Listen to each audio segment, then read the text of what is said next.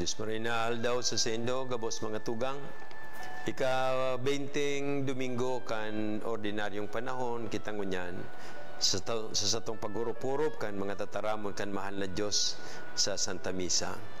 Gusto ko lang pong banggiton as in appreciaron aning generous gesture ni Cardinal Ambo David na tinawan ako, rinigaluhan ako kan kopya kan sa iyang libro ining Yeshua.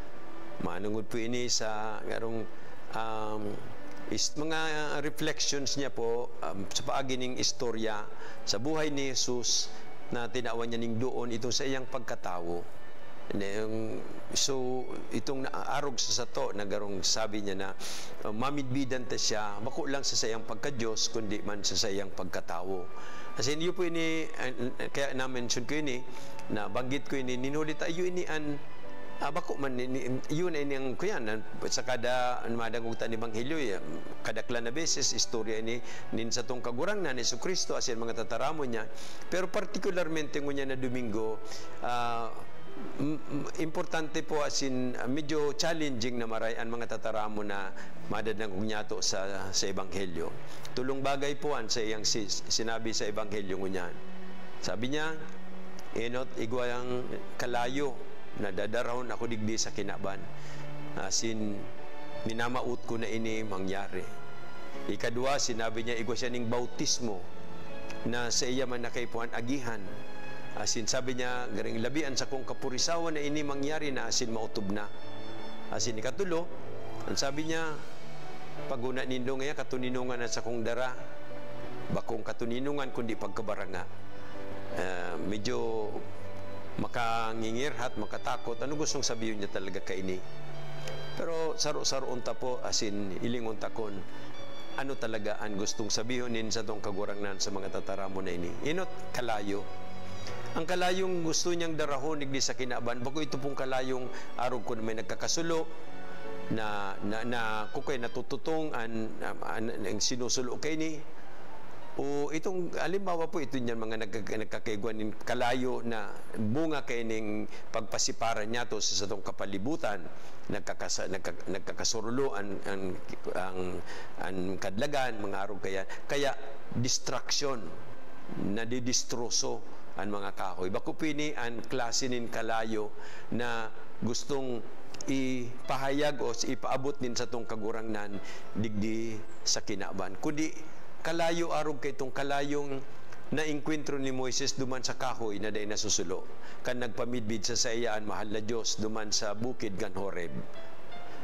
Kalayo arog kay itong posting kalayo na naggiya sa mga Israelita sa sainang paglakaw duman sa disyerto. Tanganing day sinda mawara sinandalan pasiring sa dagang pangako sa indang iyuan masundan.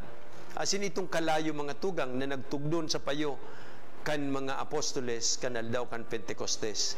Kalayo na nagpapahayag kan presensya kan mahal na Diyos. Kung siring iyo po inan kalayo na gustong darawin sa tong kagurang ng digdi.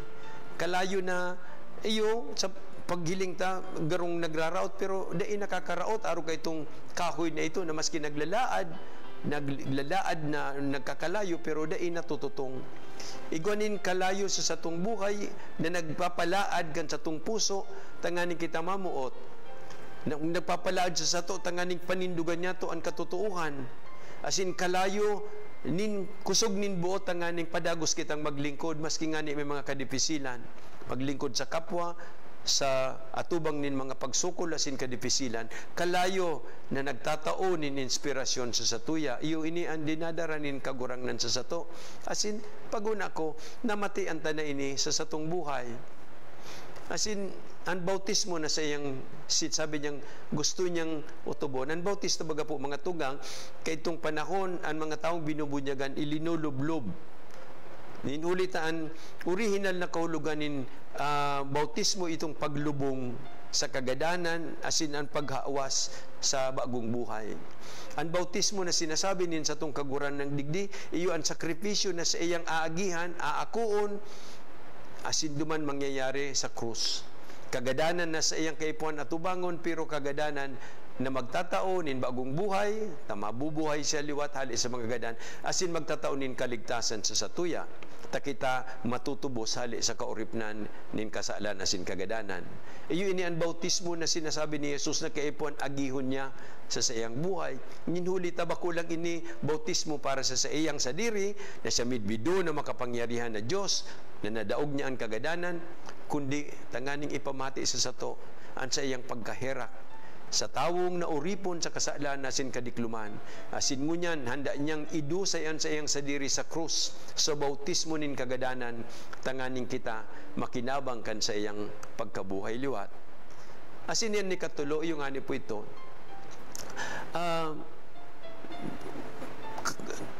pagkabaranga, bakong katuninungan, sabi nin kagurangnan, andi na ranya digdi sa kinaban.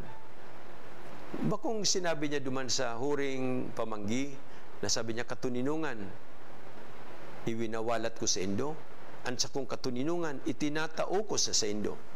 Kan mabuhay sa liwat, duman sa mga disipulos na nagtatago duman sa harong dahil sa takot sa mga Hudiyo, pagpahiling niya duman sa iyan, anong sabi niya? Katuninungan mapa sa indo. So, bakong katuninungan ang dara niya, samantalang iyon niyan sa iyang mga sinabi.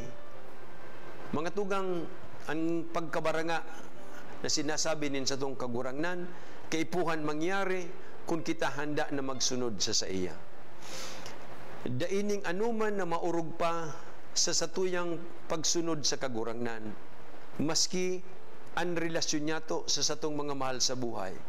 Asin totoo, ini nangyari kay tupang kan panahon na ang mga tao nagsunod sa satong kagurangnan, na naging kausa nin pagkabaranga sa pamilya, ninulit ay gwanin mga miyembro na day nasabutan ang mensahe niya. Asin isinikwal itong mga tao na nagsunod sa kagurangnan. May mga tao na nag-agi nin persekusyon, kagadanan, martyrdom, ninulita, inako ninda ang kagurangnan, ang mensahe kan ebanghelyo, asin handa sinda na magdusay kan sa diri. Samantalang sinda sinikwal kan mga katuod ninda, kan mga kakomunidad ninda. Nagirumduman ko po, kan magdumang kami sa South Korea kayto, kan so Asian Youth Day, linibot kami duman sa mga lugar, kan martyrdom, kaytong kadakol na mga familya, rinibong familya ang nag-agi kaining persekusyon, ninhuli ta inako ninda an sa tong kagurangnan. Nagkabaranga ang komunidad. So iba, nagduda na andaradara kan Kristyanismo, iyungan inabangaon ang komunidad.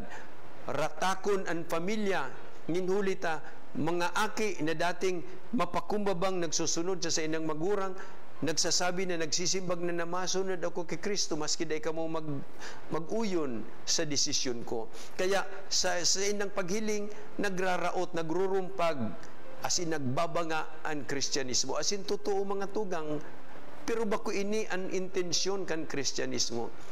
Sinasabi lang digdi na ang sisay man na tunay na magsunod kay Kristo, ang tunay na makamidbidgan sa iyang mensahe, masunod sa iya, asin dining anuman na magiging urug pa na mahalaga kaysa sa pagsunod na ini sa kagurangnan. Sagkod na, pati nakit sinda mag-agi ning kadipisilan, persekusyon, asin kagadanan, basta makasunod lang sina sa kagurangnan. Nadangog ta po ang istorya ni Jeremias sa inot na pagbasa. Nahulikan sa iyang pagpahayag kan mensahe kan mahal na Diyos, nadagit sa iya itong ibang mga leaders, itong mga kapadian, asing gusto ni siyang ipagadan.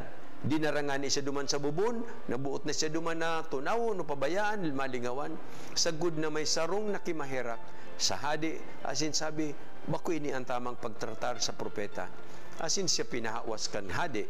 Pero ito, si Jeremias, dakul na panahon na nag-agi siya nin kadipisilan na sin persekusyon, ninhuli ta may mga taong habong magdangog kan mensaheng hali sa kagurangnan na siya ang ginibong instrumento.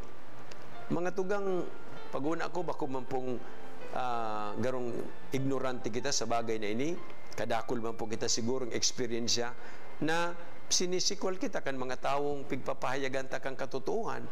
Bako necesaryamente tulos itong ebanghelyo ni sa itong kagurangnan, ang proklamarta kan sa iyang tataramon sa nahali sa ebanghelyo o sa banal na kasuratan, kundi sa pagtindog ta sa ngaran kan katotohan. Kung minsan matabang kita, gusto tang tabangan ang sarong tao na naglalakaw sa sala, sa diklom, asin mauuyang pa sa sato, ang nakikiaram kita. Asin iyo ini ang dahilan na kung minsan sa harong, sa pamilya, nagkakabarang nga ang pamilya. Dahil ta igwanin mga tao na nagpapahayag kan totoo, may iba man na membro na habong akoon ang katotoohan. Magdadanay sila sa diklom, sa kapritso, asin pagka makasadiri, sa good na isikwal dinda, an sa indang tugang, asin katuod. Kaya nga sabi ni Jesus, ama laban sa aki, ina laban sa aking babae, yan. Maging handa kita kay ni mga tugang. Pero, di kita mawaranin paglaom. Ta sabi sa ikaduang pagbasa, kaibanan ta ining sarong panganuro na panunin mga saksi, nagahalat, kan, pakisumaro niya to sa inda. Kadakol sinda mga tugang na naging handa. Bako na daing pakilabot sinda sa indang pamilya, nagmaut sinda na ang mga pamilya ninda makasabot kan sa indang desisyon, kan sa indang pagmidbid sa kagurangnan nasin sa katotoohan. Alagad, ani basa sa inda, isinikwal, pinirsigir, ipinagadan. Pero, ang mas urog para sa inda, ang makasunod ki Kristo, ang ipahayagan ni Ebanghelyo nin katotoohan pagkamot asin pagkaherak, asin ini nagdara sa inda sa buhay. Kaya lugod, sa satuya man po na arol daw na pagkabuhay mga tugang, panindugan taman ang satong pagtubod kay Yesu Kristo.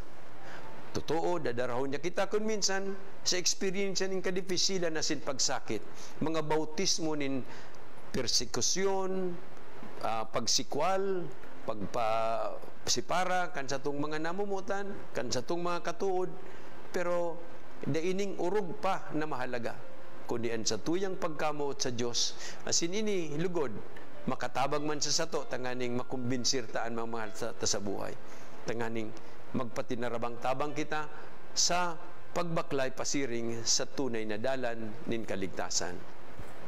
Bendisyonan po kita gabos nin mahal na Diyos mga tugang. Yes, Marinaldo po sa Sendo. Salamat.